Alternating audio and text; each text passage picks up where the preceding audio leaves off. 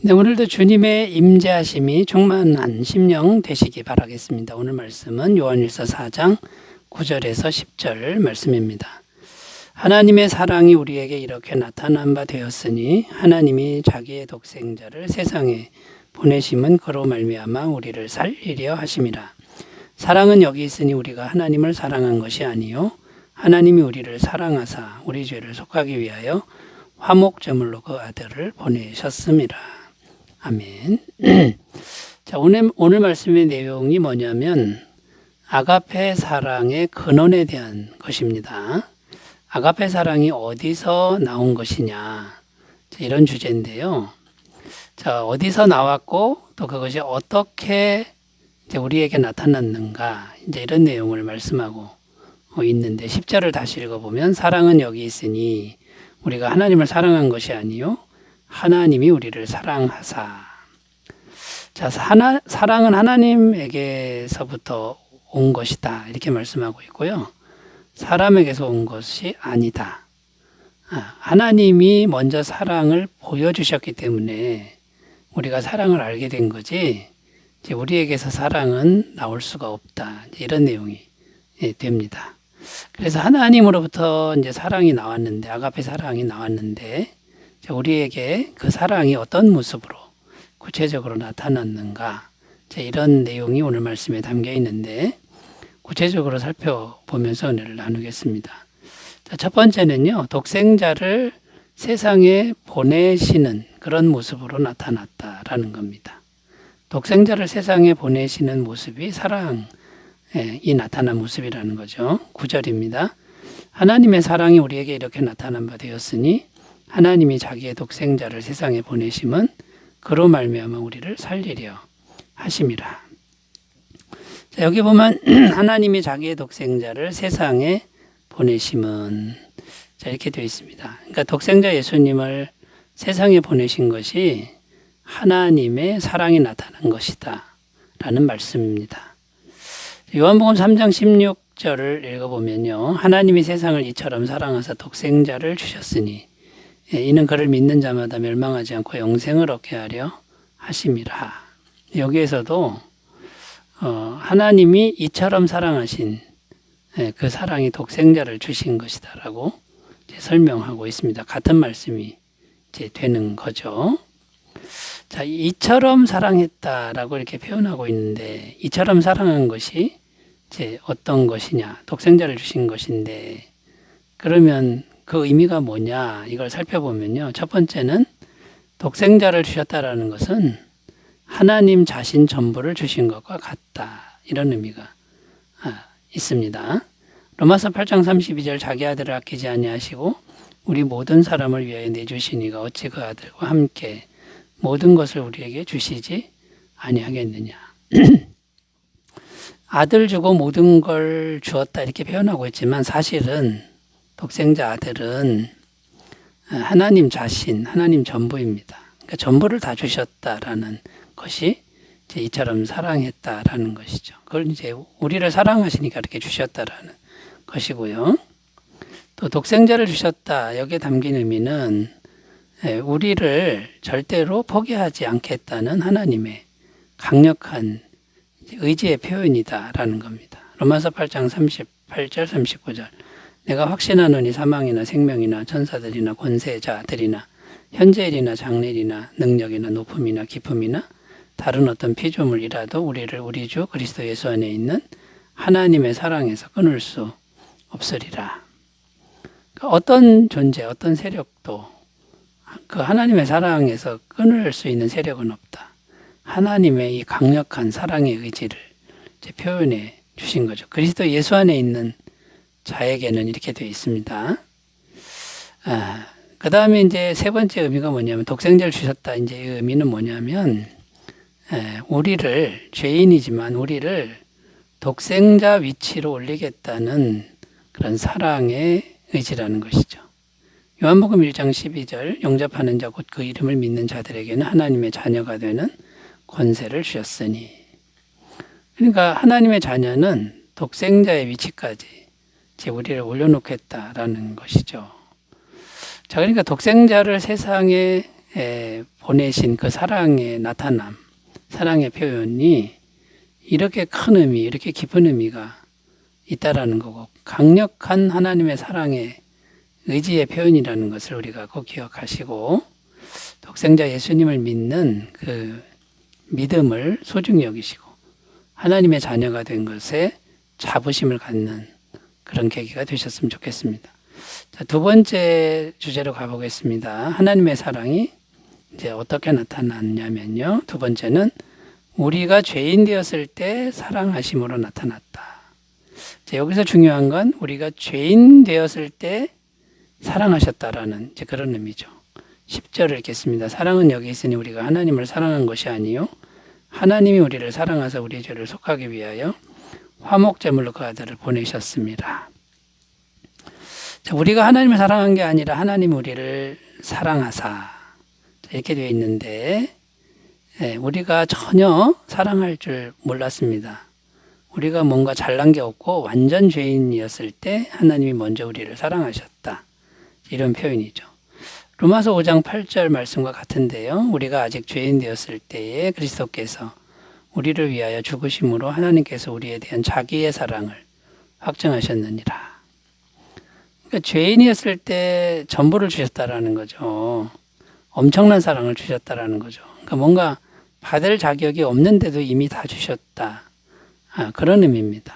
여기에 담긴 의미가 또 깊습니다. 어떤 의미가 있냐면 첫 번째는요. 하나님의 사랑은 선인과 악인에게 똑같이 주시는 사랑이다. 이렇게 성경은 증언합니다. 선인만 주는 게 아니라 악인에게도 똑같은 사랑을 이제 베푸는 거죠. 문제는 선인은 받아들이고 악인은 거절하는 게 이제 문제가 되는 거죠. 마태복음 5장 44절 45절 나는 너희에게 이르노니 너희 원수를 사랑하며 너희를 박해하는 자를 위하여 기도하라. 이같이 한즉 하늘에 계신 너희 아버지의 아들이 되리니 이는 하나님이 그 해를 악인과 선인에게 비추시며 비를 의로운 자와 불의한 자에게 내려주심이라. 자, 그러니까 여러분이 하나님의 이 사랑은요, 죄인들에게도 똑같이 이렇게 비춰지는 햇빛과 같은 사랑이다. 그러니까 우리가 죄인 되었을 때 이미 전부를 주신 그 사랑이 이미 나타나 있고 이미 이건 완성된 상태라는 것이죠.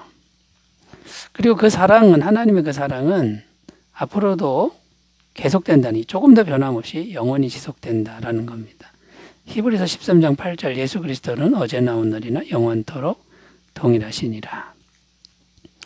자, 그러니까 조금 더 변함없이 계속되는 그 사랑인데 우리 할 일은 뭡니까? 그 사랑을 받아들이고 빨리 회개하고 매일 회개하면서 하나님께로 가기만 하면 된다라는 거죠. 요한일서 1장 9절 만일 우리가 우리 죄를 자백하면 그는 미쁘시고 의로우사 우리 죄를 사하시며 우리를 모든 불의에서 깨끗하게 하실 것이요. 하나님께로 가기만 하면 변함없는 그 사랑이 여전히 그 자리에 있다라는 것이죠. 자, 그런데 이제 회개하는 사람은 사는데 이렇게 하나님께로 가지 않는 사람은 가지 않기 때문에 여전히 변함없이 영원히 있는데도 그 혜택을 누릴 수가 없게 된다라는 거죠. 당연히 우리가 이제 깨달아야 할 게 뭡니까? 구원받은 성도는 이미 완벽하고 충분한 사랑을 다 받았다. 받고 있다. 그 다음에요.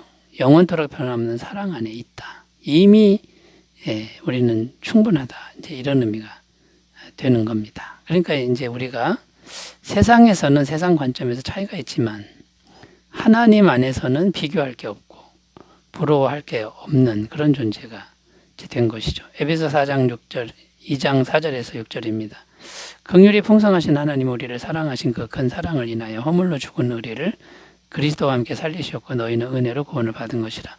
또 함께 일으키사 그리스도 예수 안에서 함께 하늘에 앉히시니. 그러니까 예수님과 함께 하면 다시 살고 그 다음에요 이제 일어나고 그 다음에 하늘에 올리셔서 하나님 권세의 자리까지 간다라고 하는 이게 이제 예수님과 함께하는 자의 복이 되는 거죠. 죄인 되었을 때 변함없이 사랑을 주신 그 사랑, 구원받은 이후에도 변함이 없습니다. 이 사랑 안에 머무시기를 바라겠습니다. 세 번째 주제로 가겠습니다. 하나님의 사랑이 우리에게 어떻게 나타났는가. 세 번째는 독생자를 화목제물로 십자가에 죽이심으로 나타났다 라는 겁니다. 10절을 다시 읽겠습니다. 사랑은 여기 있으니 우리가 하나님을 사랑한 것이 아니요 하나님이 우리를 사랑하사 우리 죄를 속하기 위하여 화목제물로 그 아들을 보내셨습니다. 자, 10절 보면은 끝부분에 보면 우리 죄를 속하기 위하여 화목제물로 그 아들을 보내셨습니다. 자, 십자가에서 피 흘려 죽으신 예수님의 대속의 죽음을 말씀하는 것입니다. 자, 우리를 얼마나 사랑하셨으면 독생자를 대신 죽이셨겠느냐라는 겁니다. 그러니까 하나님의 사랑이 나타나는 그 정점은 독생자를 우리 대신 화목제물로 죽이셨다라는 거죠. 이사야 53장 5절 6절 그가 찔림 우리의 허물 때문이요 그가 상함 우리의 죄악 때문이라. 그가 징계를 받음으로 우리는 평화를 누리고 그가 채찍에 맞음으로 우리는 나음을 받았도다. 우리는 다 양 같아서 그릇 행하여 각기 제 길로 갔거늘 여호와께서는 우리 모두의 죄악을 그에게 담당시키셨도다. 그러니까 우리 대신 독생자를 죽이셨다는 거죠. 십자가에서.